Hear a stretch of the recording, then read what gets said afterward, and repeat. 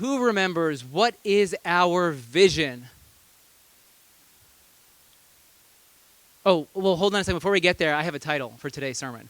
I always forget that title. The title of this is, Now That You Know These Things, You Will Be Blessed If You Do Them. Now, vision is what?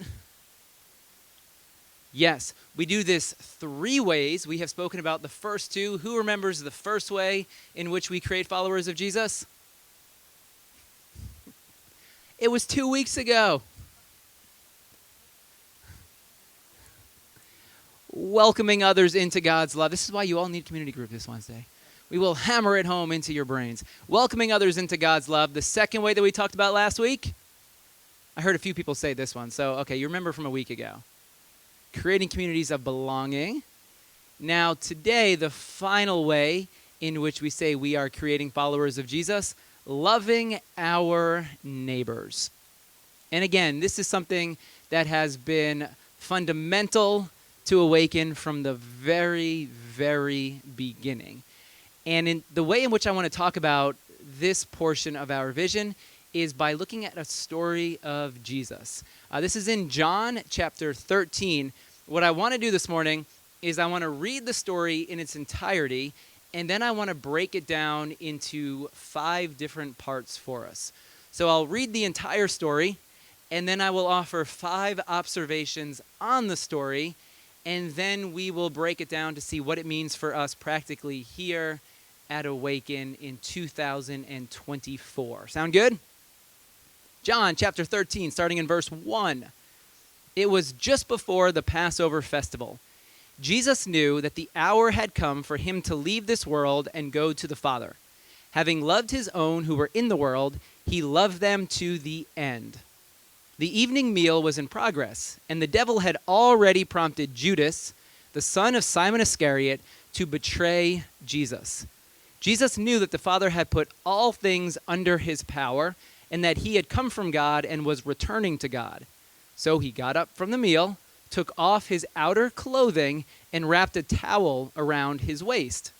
After that, he poured water into a basin, began to wash his disciples' feet, drying them with the towel that was wrapped around him.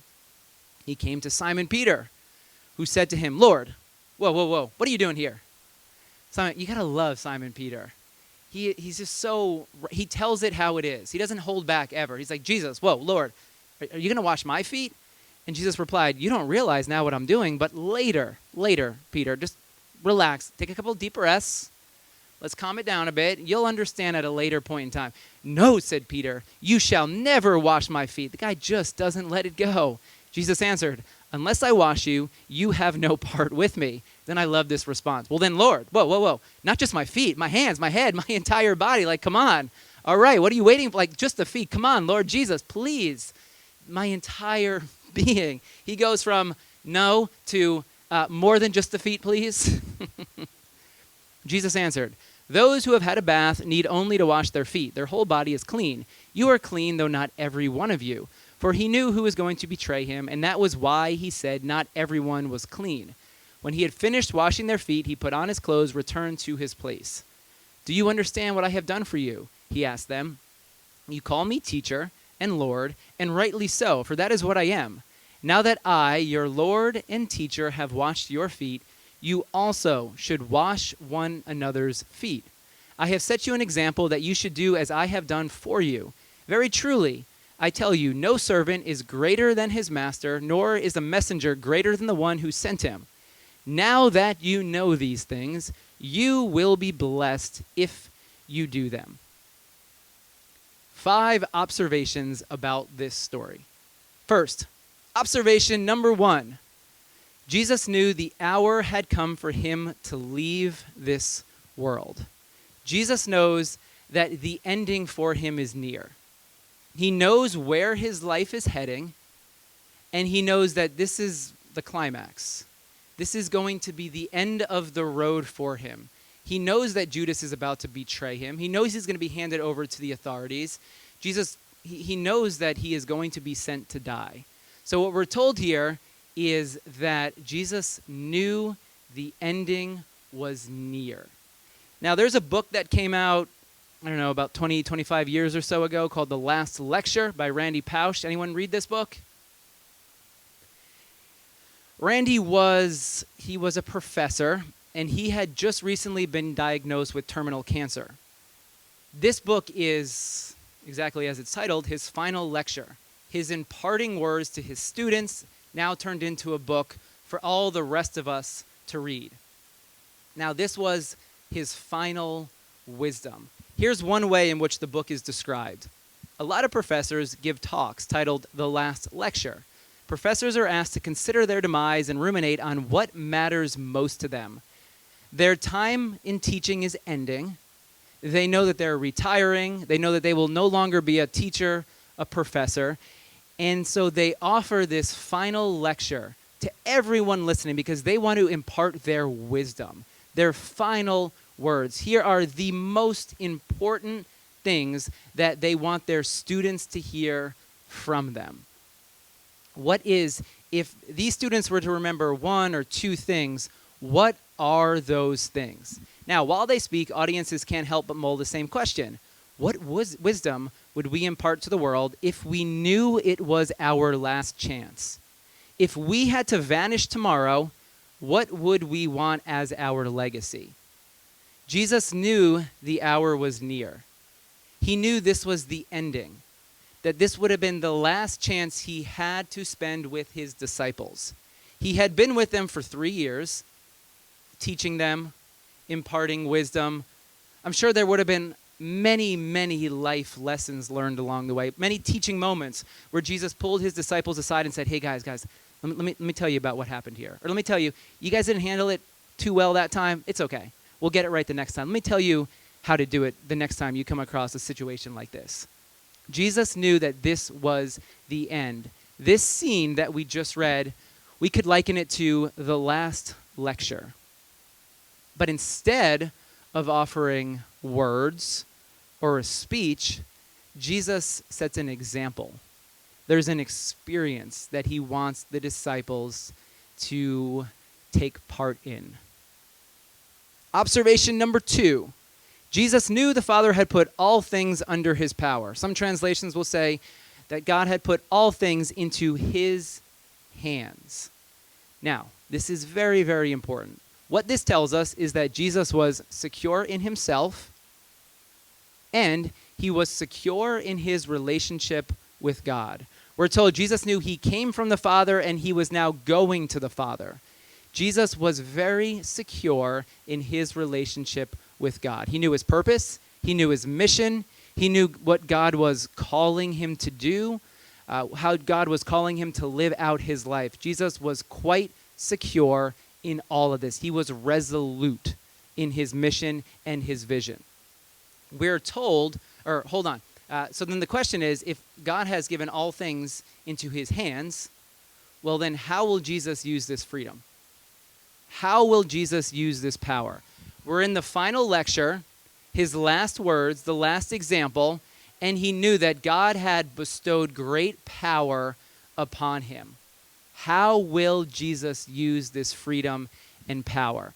Now, we have to back up the story here a little bit to what we read, where the devil had already prompted Judas, the son of Simon Iscariot, to betray Jesus. If Jesus knew where this was going, and if Jesus knew that Judas was about to betray him, and if Jesus had been given full power by God, well, Jesus had two choices as to how he would use this freedom and this power. He could stop Judas Iscariot with everything that he had within him, because God had placed all things in his hands, had bestowed this great power upon him. Jesus could stop Judas before Judas went and betrayed him, and he could say, Judas, he could use force to stop him. He could tie him up. He could banish him somewhere. Jesus could run away as well. He knew where this was going, yet how does Jesus use his freedom and his power? He surrenders. Humility, sacrifice, service. This is how Jesus decides to use his power. I mean, think about us in our lives. Think about the power that we have been given. We've all been given power. We all have responsibilities. Our power, it's going to look a little bit different than the person that you're sitting next to. But how will we use the power, the position that we've been placed in? Jesus, this example I'm setting before you. My final wisdom here is how to go and use the power, the responsibility, the authority that you have been given. Let me show you. Let me set an example for you so that you can go and do likewise in your particular context. Observation number 3. Jesus got up from the meal. He took off his outer clothing. He wrapped a towel around his waist. Who does Jesus look like at this point? He looks like a servant. Think about a busboy who might come to your table after you finish at a restaurant. They're wearing maybe a black shirt, maybe a white shirt. They have a towel wrapped around them. Jesus is taking on the posture of a servant. After that, after he takes off his outer clothing, he pours water into a basin, began to wash his disciples' feet, drying them with the towel that was wrapped around him. I have a picture for us. This is a picture that survived Pompeii. It was a painting. Now, do you see the figure who is washing the feet of someone who is dining here at this table? Oh, I'll use my pointer because now I realize I have a pointer. Do we see this figure right here? What do we notice about this figure in relation to everyone else? Really, really small. This is how servants were viewed in the ancient world. They were insignificant. They had little to no power. I mean, basically, they had no power. They were smaller. We talked a bit about this last week in the ranking system. They were smaller, lower on the totem pole than everyone else. This painting beautifully draws a picture of how servants would have been viewed. And yet this is the posture that Jesus takes. This is his final wisdom. This is the best that he has to offer. This is how Jesus uses his power. All power was placed in his hands. God had given all power to him. And this is what Jesus does. Instead of using force to stop Judas Iscariot from betraying him. And yet this is what Jesus does. And if you notice here, we have this figure. Look at this guy over here. He's had a little too much to drink. You see someone who is submitting, sacrificing, and then you see someone here who is just concerned about themselves. They have become sickened by too much. They have used their power to benefit simply themselves. And where has it landed them? What has it done for them? It's made them sick. I zoomed in a little bit on that picture. There he is right there. Our man, party foul right there. Servant, small, insignificant, powerless, at the bottom. Observation number 4. Now that I, your Lord and teacher, have washed your feet, you also should wash one another's feet. Now let's do an exercise here this morning. No, I'm just kidding. Yeah, do I have a volunteer? I have set you an example. You should do as I have done for you. In other words, Jesus is saying, go and do likewise. He humbles himself right here and says, here's how you're to live. I'm setting you an example. Here's my final wisdom. If you want to experience life, if you want to experience the same security that I am experiencing in my relationship with God, here's how to go and live. You don't use your power, your freedom for yourself, but rather you use the gifts that you have been given to serve and to bless and to love others. This is what Jesus believes should be the final words that he speaks to his disciples. Here we are again, last lecture. What wisdom would we impart if it was our last chance? Jesus knew right from the beginning, this is my last chance, and this is what he chooses to do. Observation number 5. Now that you know these things, you will be blessed if you do them. That word if, right there in that sentence, it's the word aeon in Greek. It's a conditional word.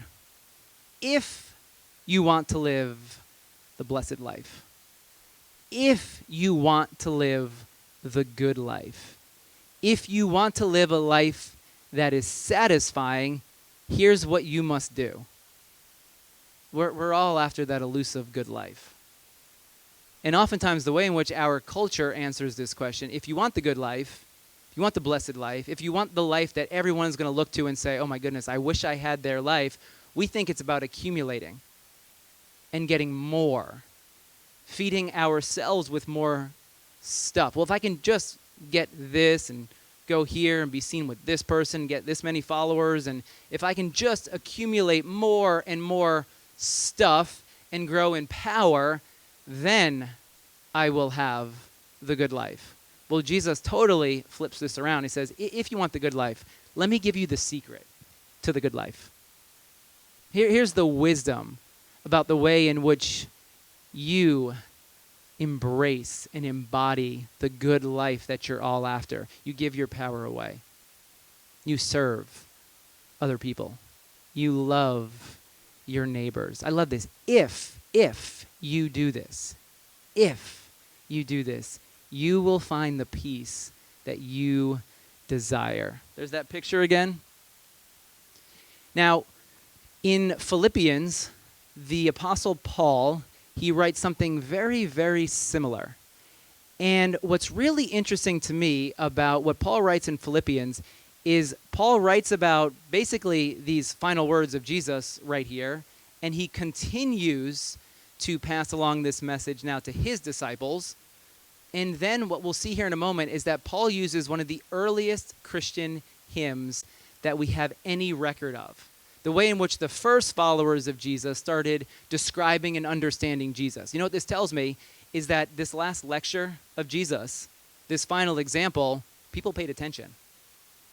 Because now people are picking up on this idea and they are continuing to teach it. So Paul says, Christians, followers of Jesus, you who are gathering together as a church, here's how I want you to live. Do nothing out of selfish ambition or vain conceit, but rather, in humility, value others above yourselves. Do we like these words? Sometimes, when we're feeling all right, we wake up on the right side of the bed. Do we think that these words will lead us to the good life? Hey, here's the deal. Value others better, higher than yourselves, and you'll find the good life. So counterintuitive. In humility, value others above yourselves, not looking to your own interests, but each of you to the interest of others. Do we like these words anymore? Or are we continuing to say, yeah, I think Paul has it wrong? In your relationships with one another, have the same mindset as Christ Jesus. This example, this attitude that Jesus exemplified, you're to now take it on for yourselves. This is how I want you to live. This is how I want you to relate to other people. And then he goes into the earliest surviving Christian hymn, talking about Jesus, who being in very nature God, did not consider equality with God something to be used to his advantage. Rather, he made himself nothing by taking the very nature of a servant. How often do we take on the nature of a servant? How often do we think, wow, if I could serve this person, this group, well, then I'll achieve the life that I desire. Being made in human likeness and being found in appearance as a man, he humbled himself by becoming obedient to death, even death on a cross. These are not words that we want to hear, yet this is what the earliest followers of Jesus picked up, which tells me that this example that Jesus said of washing the disciples' feet, it did something in their hearts. It did something to them. They began living it out, and it changed them. And they continued to look for opportunities and ways to serve and love others. And as they did so, they found a life of blessing, a life of satisfaction. Otherwise, these words wouldn't be here. There was something about this example and something about continuing to carry out this example that did something in the hearts of the followers of Jesus. When we make life about ourselves, when we value ourselves more than we value other people, what it ends up doing, it actually shrinks our world. And it destroys our humanity. I would argue it actually makes us less human. Living into our full humanity, think about Jesus, fully human.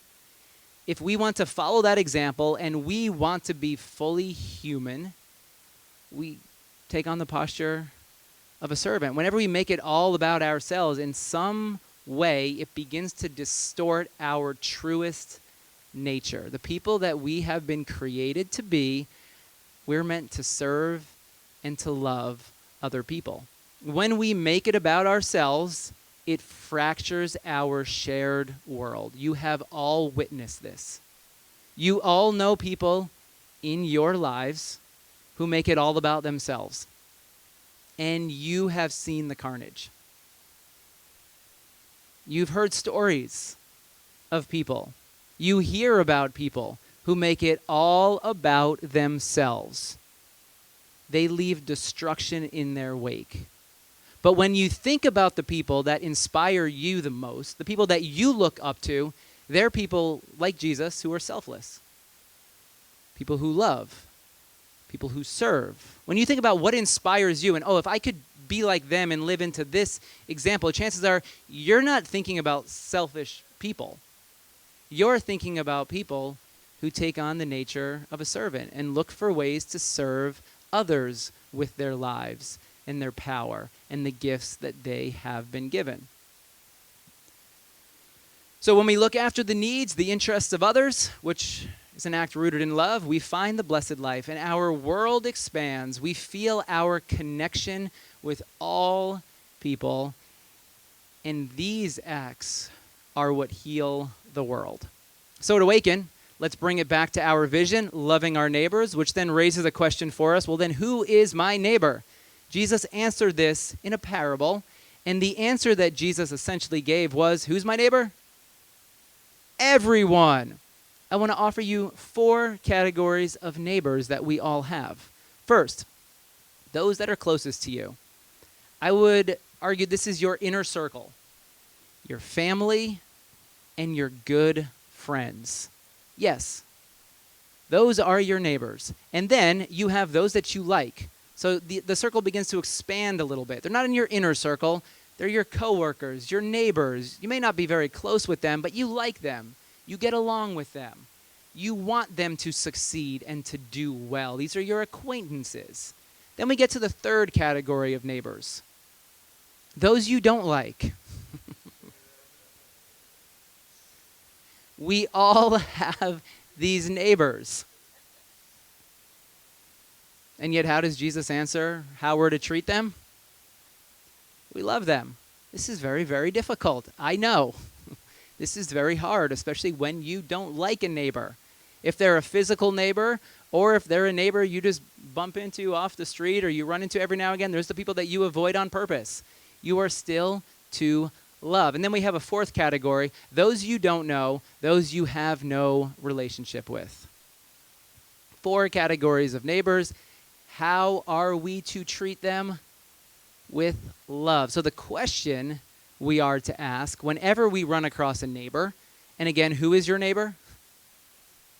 So whenever you run across anyone, here's the question you're to ask. How can I serve this person? How can I serve my neighbor? I hear a few groans. Sorry. I never said we wouldn't challenge you here. How can I serve my neighbors today? And let's just say for mental health awareness, sometimes the best way to serve your neighbor is to run the other way. That way you don't get yourself into trouble by saying something that you will regret later. So this is nuanced, and there are ways you can serve, and the goal is to serve in the healthiest way possible so that you don't fracture the world and that you can bring more healing into the world. Think about Jesus, obedient even to death on a cross. It was through this selfless act of love on a cross that brought healing to our world. As we break ourselves open, that is how we live out the example of Jesus and bless and heal our world as well. Now, as I mentioned early on in the sermon, this has been foundational to Awaken from the very start. Always thought, how can we love, how can we serve our neighbors? Now, one of the events, an annual event that we have at Awaken every single year, is a way in which we live this out, because we say every year, here is how we want to bless our neighbors. Now, the neighbors that we are blessing as we participate in Stuff a Shirt, which I will get to in a moment, it's that fourth category, people that we don't know. So every single year, this is actually the 8th year we will be doing Stuff a Shirt. I think we were off one year because of COVID, so it might be the 7th time in which we're doing this, but we started this 8 years ago. And the Coachman Family Homeless Shelter, located in White Plains, it is a family homeless shelter. We have worked with the Coachmen from the very, very beginning of Awaken in various capacities. We would go in, we would do kids' crafts. We had an ice cream sundae. Oh my gosh, you remember that? Like just pouring sprinkles and ice cream for the kids that were living there. Our relationship with the Coachmen has morphed a bit. Now, every single year, typically around Thanksgiving, we host an event during our Sunday morning service. We believe so much in this idea of loving our neighbors that we are willing to dedicate one Sunday morning service because this is our regular routine. This is when we gather together, and we realize midweek sometimes can't work for everyone.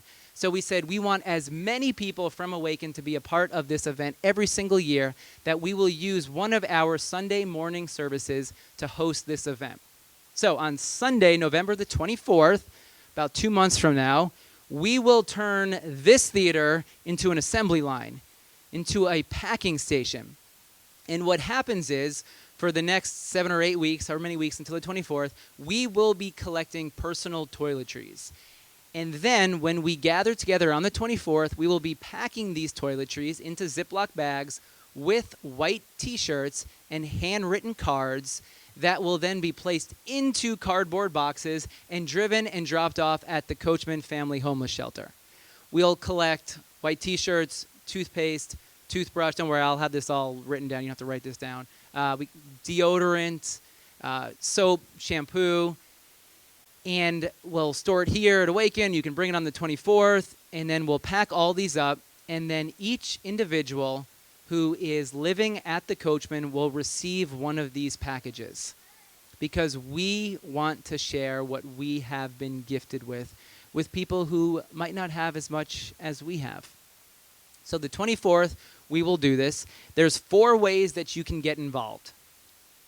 Oh, last year, which we'll keep as our goal for now, 150 of these packages, and there were right about 140 people living at the Coachman, so every single person got one, plus a little bit of excess in case if new people came in after we had dropped these off.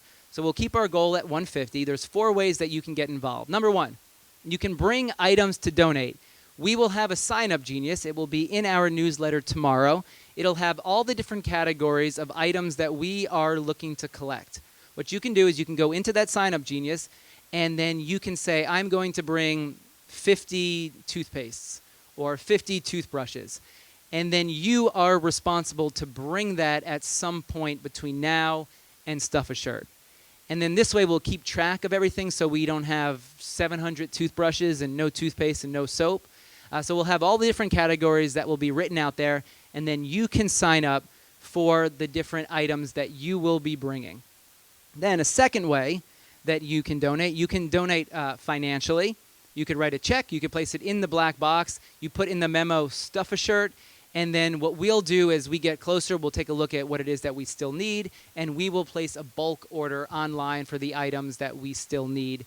And whatever you have been able to donate financially, we will use that in order to purchase these items. A third way that you can participate, you can ask local businesses to donate. We have been doing this also for 8 years. There's a letter. You'll be able to download it in the newsletter. I can get you a hard copy next week as well.